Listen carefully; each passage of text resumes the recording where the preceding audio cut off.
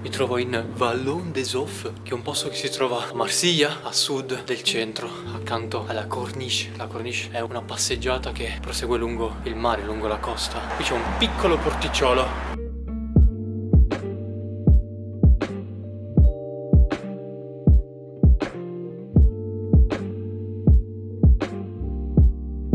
Benvenuto sul mio canale, io sono Walt, iscriviti se non l'hai ancora fatto. Sul mio canale carico contenuti sulla mia esperienza qui in Francia, in Provenza, nella bellissima città di Marsiglia.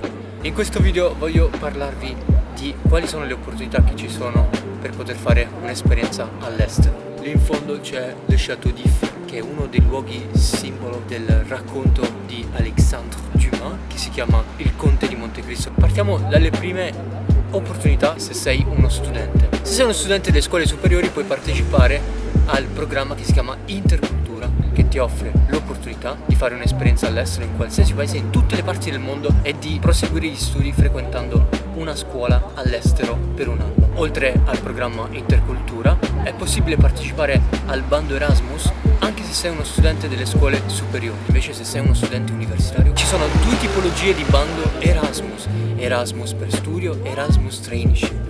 Ho fatto un altro video sull'Erasmus e quindi se sei interessato a questo video puoi guardarlo, qui ti metto il link, il pop-up in alto. Il programma Erasmus, come dicevo, ti permette di fare un'esperienza all'estero o per studio oppure per traineeship. Significa che puoi fare un periodo come stagista all'interno di un'azienda. Puoi scegliere tra diversi paesi all'interno dell'Unione Europea e la borsa di studio è proporzionata al costo della vita del paese che andrai a scegliere. Quindi per i paesi dove il costo della vita è più elevato avrai una borsa di studio più copiosa, mentre per quanto riguarda i paesi dove il costo della vita è più basso la borsa di studio sarà inferiore. Chiaramente ci sono paesi in cui riesci a mantenerti tranquillamente grazie alla borsa Erasmus.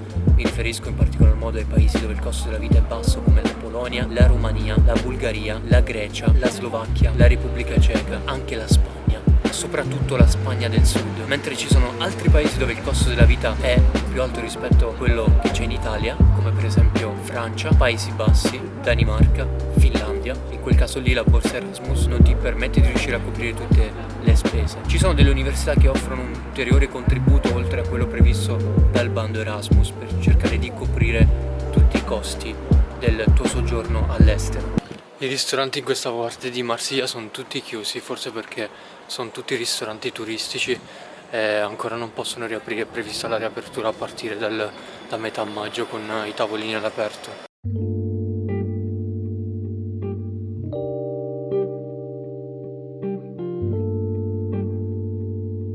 Oltre a queste opportunità ci sono ulteriori possibilità per poter fare un'esperienza all'estero che puoi utilizzare in qualsiasi situazione, sia se sei uno studente sia non sei più uno studente. Mi riferisco in particolar modo alle opportunità di volontariato all'estero, che possono essere quelle organizzate tramite il servizio civile europeo. In questo caso, se non sbaglio, l'indennità è di circa 430 euro più una diaria che dovrebbe oscillare tra i 10 e i 15 euro al giorno, se non sbaglio, ma controllate queste informazioni. La diaria dipende soprattutto dal paese in cui andrai a fare il servizio civile. Ci sono dei programmi per poter fare il servizio civile in Sud America, in alcuni villaggi, oppure in Africa, per esempio, in alcuni stati come Tanzania o Kenya o Nigeria, Senegal, eccetera, e anche sud-est asiatico. Oltre allo SVE c'è la possibilità di fare un'esperienza di volontariato indipendentemente, senza essere legato ad alcuna associazione o ente. Questo è possibile farlo attraverso le esperienze come Workaway, quindi potete trovare tutte queste esperienze sia sul sito Workaway o sul sito HelpX. Significa che potrete fare un'esperienza di volontariato, dovete aiutare per esempio una famiglia a mantenere i propri bambini, oppure dovete aiutare una famiglia a costruire una casa, oppure per esempio aiutare chi ha un'attività a fare delle riparazioni per potersi preparare per la stagione. Queste opportunità le potete trovare sia sul sito HelpX e sia sul sito Workaway.